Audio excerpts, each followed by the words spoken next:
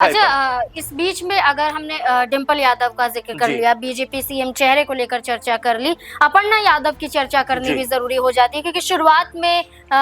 मैंने भी और आपने भी कहा कि अपर्णा यादव की बेटियों को डिंपल यादव ने संभाला, लेकिन अपर्णा यादव राजनीतिक लिहाज से जितनी सक्रिय नजर आनी चाहिए थी उतनी नजर नहीं आई थी, लेकिन अब वो अपने पति के गुजर जाने के बाद जिस तरह से सामने आई हैं, क्या लगता है कि एक मौका बीजेपी द्वारा दिया जाएगा या फिर समाजवादी पार्टी के दरवाजे जो हमेशा खुले हुए बताए जाते हैं वो दिखाई दिया? देखिए बिल्कुल, और अपर्णा यादव इन दिनों काफी एक्टिव दिखाई पड़ी हैं। आपने देखा कि रायबरेली पहुंचती हैं, वहां जाकर तमाम लोगों से मुलाकात करती हैं, बातचीत करती हैं, उसके बाद आकर जो बीजेपी के अध्यक्ष हैं उत्तर प्रदेश के पंकज चौधरी, उनसे मुलाकात करती हैं, और उस मुलाकात को लेकर भी लोग यही बात कहते हुए नजर आए सोशल मीडिया पर कि क्या ये मुलाकात के अपने कोई मायने हैं, क्योंकि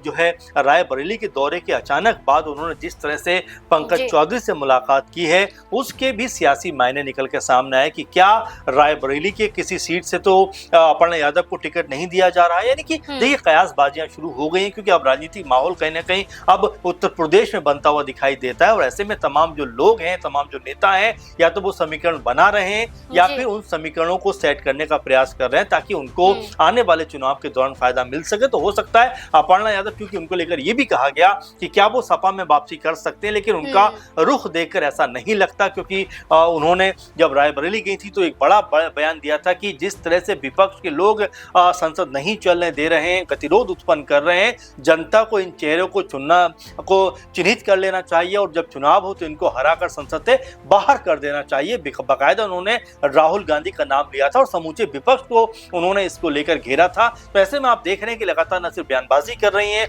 बल्कि दौरे करती हुई दिखाई पड़ रहे हैं, और साथ में जो बीजेपी अध्यक्ष हैं पंकज चौधरी, उनसे मुलाकात करती है। तो जाहिर बात है कि कोई ना कोई अब जरूर इस बात की चर्चा होगी कि आने वाले चुनाव में उनको भी कोई सीट से उतारा जा सकता है, क्योंकि लगातार 4 से 5 साल हो गए बीजेपी के साथ में उनको, लेकिन अभी भी किसी भी सीट पे किसी भी चुनाव में उनको उतरने का मौका नहीं मिला है। हो सकता है कि चुनाव में वो न सिर्फ उतरती हुई दिखाई पड़े बल्कि बीजेपी के बड़े चेहरे के तौर पर नजर आए। बिल्कुल, अब यही देखना होगा, क्योंकि एक तरफ बीजेपी से अपर्णा यादव को लेकर यही चर्चा, जैसे कि सर ने कहा कि रायबरेली पहुंचे हैं तो क्या फिर यहाँ सीट भी तय हो जाती है, क्या अभी से चर्चा